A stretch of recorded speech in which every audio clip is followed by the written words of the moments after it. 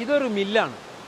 പ്രവർത്തിക്കുന്നത് പക്ഷേ വൈദ്യുതിയിലല്ല, വെള്ളത്തിലാണ്.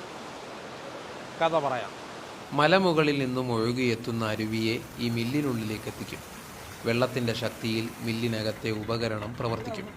വെള്ളം മില്ലിനടിയിലൂടെ വന്ന് വീണ്ടും ഒഴുക്ക് തുടരുകയും ചെയ്യും. ഗോതമ്പും ചോളവുമെല്ലാം പൊടിയാക്കി സൂക്ഷിക്കാൻ ഇത്തരം മില്ലുകളെയാണ് കശ്മീരികൾ ആശ്രയിക്കുന്നത്. പൊടിക്കാനുള്ള ധാന്യം മുകളിലെ ഈ മരപാത്രത്തിൽ നിക്ഷേപിക്കണം.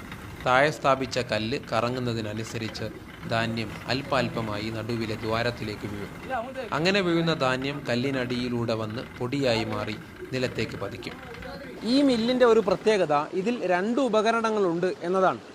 ഒരേ ദിശയിൽ വരുന്ന അരുവിയെ 2 വശങ്ങളിലേക്ക് ക്രമീകരിച്ചാണ് ഇങ്ങനെ സംവിധാനിച്ചിരിക്കുന്നത്.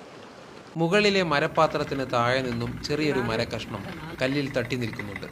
കല്ലിൻ്റെ കറക്കവും കല്ലിന് മുകൾ ഭാഗത്തെ ചെറിയ ഉയർച്ച താഴ്ചകൾക്കുമനുസരിച്ച് മരക്കഷ്ണം വൈബ്രേറ്റ് ചെയ്യും.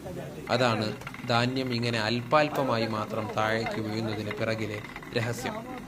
ഉപകരണത്തിന് സമീപം ഉയർത്താനും താഴ്ത്താനും സാധിക്കുന്ന മറ്റൊരു മരക്കഷ്ണമുണ്ട്.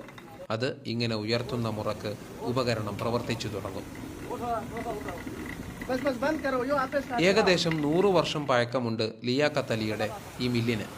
20 കിലോ ധാന്യത്തിന് 1.5 കിലോ എന്ന തോതിലാണ് പൊടിക്കാനുള്ള കൂലി. ജീവിക്കാൻ ഇതുതന്നെ ധാരാളമെന്നാണ് ലിയാഖത്തിൻ്റെ പക്ഷം.